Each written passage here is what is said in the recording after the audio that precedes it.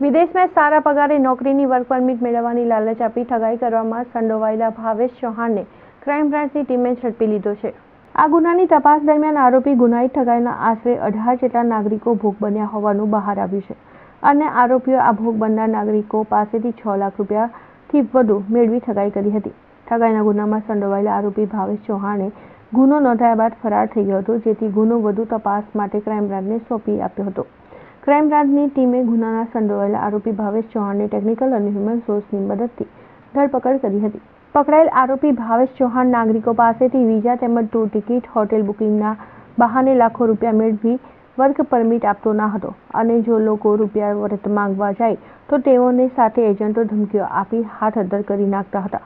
આરોપી ભાવેશ ચૌહાણ અગાઉ વડોદરા, ગોધરા, ભરૂચ, દાહોદ ખાતે ઠગાઈના 5 ગુનાઓમાં પકડાયેલો છે તેમજ આરોપી ઈસમ હાલમાં વડોદરાના શહેર ઉપરાંત સુરત, અમદાવાદ શહેરના ઠગાઈ સહિતના કુલ 6 ગુનાઓમાં સંડોવાયેલો હોવાથી પોલીસે ધરપકડ ટાળવા ફરાર થઈ જતા નાસ્તો ફરતો હતો। જો કે વિદેશી વર્ક પરમિટની મોજાળમાં અત્યાર સુધીમાં 250 કરતાં વધુ લોકો સપડાયા છે, જે પૈકીના કેટલાક લોકો ક્રાઇમ બ્રાન્ચની ડિવિઝનલ કચેરી ખાતે ફરિયાદ કરવા દોડી આવ્યા હતા। બનાવમાં એવું હતું સાહેબ કે એ લોકોએ એડવર્ટાઇઝમાં આપણાને એવું કીધેલું કે તમે આટલું પેમેન્ટ કરશો, જેવી રીતના ફોર એક્ઝામ્પલ 3 લાખ આપશો કે 4 લાખ તો તમને યુરોપનું વર્ક પરમિટ મળશે, બરાબર। એ રીતના ફર્સ્ટ પેમેન્ટ એ લોકોએ બાય ચેક લીધેલું હતું 50,000 અને પછી એ લોકોએ એવું કીધું કે તમારો ઓફર લેટર આવી ગયેલો છે, તમે બાકીનું પેમેન્ટ કરો। અને એ લોકોને કીધું ઓફર લેટર બતાવો તો કોઈ બતાવવા માંગતું નહીં હતું અને મિસબિહેવ એ લોકોનું વાતચીત કરવાનું। હા, એ લોકો ગાળાગાળીથી બી વાત કરે છે, એ લોકોને કોઈ મેનર્સ નથી અને એમ કીધું કે જાઓ તમને કોઈ પૈસા મળશે નહીં, તમારાથી થાય તે કરી લો। એક 2-3 મેડમ હતી, એક શ્રેયા મેડમ હતી, એક જિજ્ઞાસા મેડમ, જેમને વાત કરવાનું કોઈ એજ નથી, અને એક પંડ્યા સર કરીને હતા। અમારું બસ દિવાળી સુધી તમારું કામ થઈ જશે એમ, અને દિવાળી ગયું, બધું ગયું, કંઈ થયું જ નહીં અમારું એમ।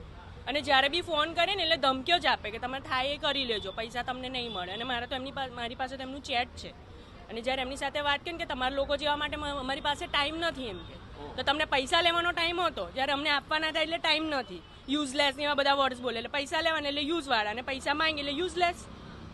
એમાં ખુશીબેન કરીને છે તો વારે વારે એવું જ કહે છે કે યોગિનીબેન સાથે તમારે વાત નહીં કરે અને બોલવાનું ભાન નથી। આજે તમે લોકો અમારે જો પૈસા લેવાના હતા તો તમે કયા સારા વર્ડ્સથી બોલતા હતા, પછી હું પણ એવા જ વર્ડ્સ યુઝ કરું ને એમની સામે। હા, અને જૂઠું બોલીને પૈસા લે છે અને પછી હાથ ઊંચા કરી દે છે। અને અમે પણ પૈસા કોઈની પાસેથી ઉછીના લઈને આપ્યા છે, અમારા મહેનતના રૂપિયા છે। આજે હું જોબ કરું છું ટીચરની, મારા હસબન્ડ અત્યારે જોબ કરે છે, મહેનતના પૈસા છે, એમની જેમ લોકો જોડેથી લીધેલા કંઈ પૈસા નથી અમારી પાસે, અમારા ખુદના પૈસા છે, મહેનતના પૈસા છે। અને આવી રીતે જૂઠું બોલીને જતા રહે અને બધા અને એ દિવસે મારી સાથે જયરાજ મકવાણા કરીએ વાત કરી હતી ને, તો બહુ સારી રીતે પહેલાં વાત કરી ને કીધું મારે તમારી આ જે બી તમારી પ્રોસિજર ચાલે છે મને પટાવવા ગયા કે સમજાવવા ગયા કે ના તમારી ફાઇલ અમે આગળ વધારવા માંગીએ છીએ। મેં ના પાડી દીધી કે ના, મને મારા પૈસા પાછા આપી દો। પછી હું જોરથી બોલવા માંડીને એટલે મને કે ખુશી છે, એ બધા કહેતા હતા કે યોગિનીનો સ્વભાવ થોડો ગુસ્સાવાળો છે ને, ગમે એમ બોલે છે એમ।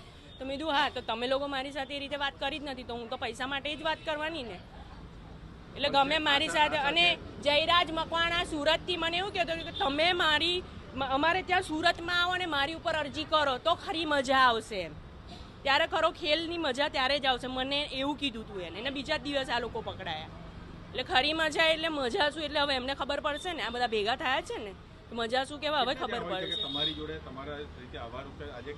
મને ટોટલ આંકડો 284 ઉપરનો મને ખબર પડી છે, એવા તો કેટલાય હશે, ઘણાનું 15 કરોડનું, કોઈનું 50 લાખનું, કોઈનું 2 લાખનું, કોઈનું 2.5 લાખનું, કોઈનું 5 લાખનું, કોઈ પોલીસવાળા છે એમનું સુરત પોલીસમાંથી કોઈ ભાઈ છે એમની દીકરીનું 15 લાખનું છે।